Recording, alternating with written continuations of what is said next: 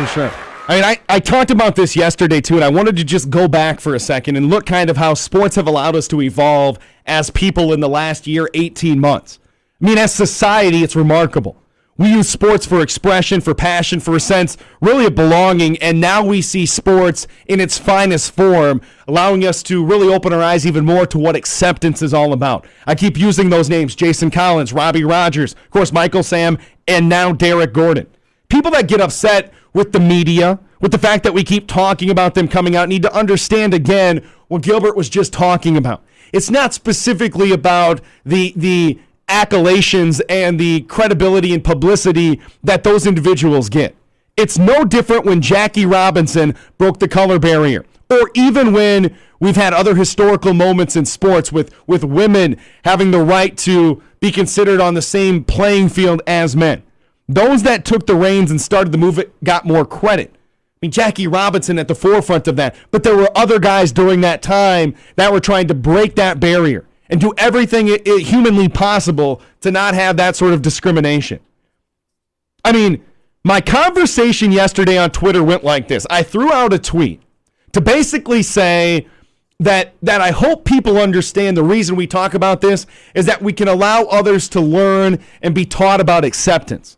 And I got a tweet from a guy, and he was talking about the fact of his religious background causing him to believe that being gay and having a significant other of the same sex was morally wrong.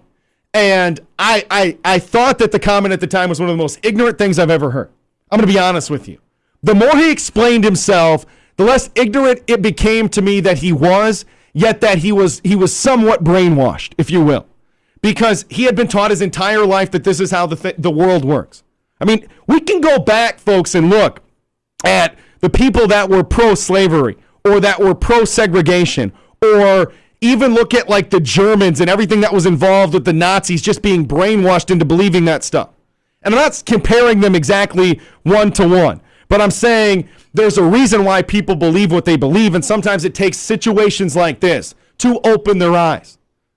I mean, I don't fault somebody for always being taught something. What I fault people for is having opportunities to change and really saying no because they want to be stuck in their shell. I mean, hypocritical Christians, hypocritical Muslims, hypocritical religious figures drive me as nuts as anything in this world. I mean, the Bible talks about acceptance, loving thy brother, doing all these things.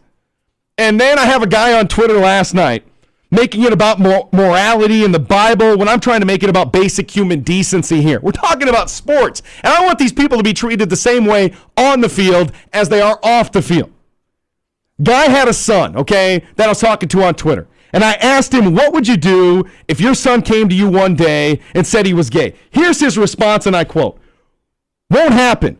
He's been brought up to know what's morally correct." What? Really? That is what you're most concerned about? I mean, that's what I'm most concerned about with these parents like this. The parents like this will scare their kids into not being honest with themselves and eventually pulling them away from team activities and situations as such. And then we miss out on great athletes, and they miss out on sports because of parenting such as that.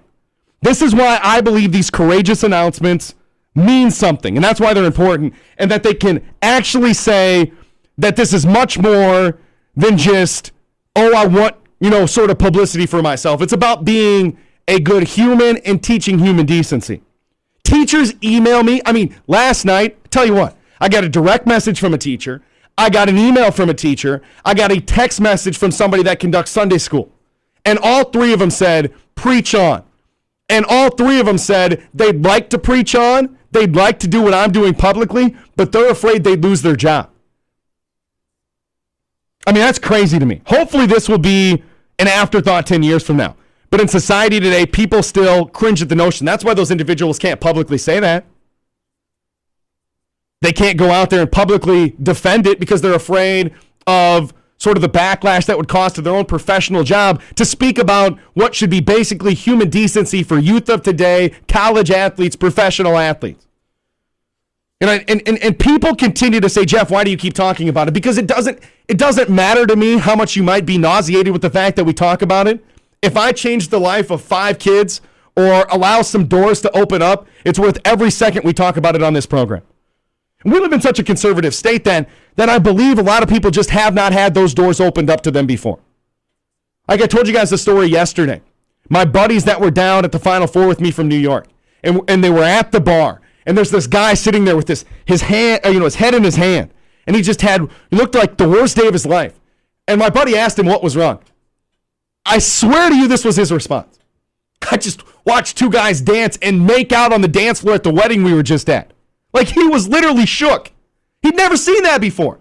And my buddies from New York were just, you hear about those sort of things about these people from different cultures, different proximities within the United States. In New York, it's an afterthought. You walk down, the street in Manhattan, guys are holding hands, women are holding hands, men and women are holding hands. Holy cow, we live in a world that, it doesn't matter what your sexual orientation is. That's what it's like in many business circles in major metropolitan areas. Can you imagine for a second, just 1 second, you walking in to the Catholic church over there on 26 and Marion, and you're hand in hand with your boyfriend, and you walk into the church there, and just the absolute chaos that would ensue, I believe it would be absolute mayhem amongst the folks in the pews. You do that at a Catholic church in New York, I don't believe it's a big deal. And again, the Catholic Church has certain views, but I think that with the way society continues to evolve, and the more that people actually want to listen to the scripture and they talk about, accepting others, and it all trickles back down to sports because that's what we're talking about on this show. And I say it over and over again. I know we've missed out on athletes that could have been great because they quit playing the sport as a youth, because they were scared eventually that it would come out that they're gay, and the repercussions and the intimidation and the discrimination and all the hate that would ensue. I just hope someday that we're past that and it's an afterthought, but today it's not. In 2014, as much as we have progressed, we still regress at times, and until we all start to progress, it's going to be a talking point, at least on my show, as long as it continues to involve athletes. And it's okay if you turn me off. I know you guys will turn me back on. We'll talk about something else that you're all for. I'm okay with that. But the folks that continue to listen, I'm very appreciative of that. And I hope that hopefully as a parent, as a mentor, as a teacher, as a coach, you can eventually affect change and continue to help people accept no matter what sort of background you're from, no matter what sort of race you are, no matter what your sexual orientation is. And the thing that I always throw back to, me and my wife would love to have a child. Gay, straight, blue, green, 1 eye, 14 eyes. I don't care. I want a baby. And then there's people out there that are upset because a gay athlete's on their team or that they're showering with their kid. I wouldn't care if I walked into a high school gym again as a 17-year-old and the entire team was gay. I just hope we can go out on the court and win games. I'll shower with all of them. If they think I'm attractive, more power to them. I think I'm attractive. I'm just saying. It doesn't matter to me. I hope we get to that point someday. Let me slow down a little bit. We'll take another call here.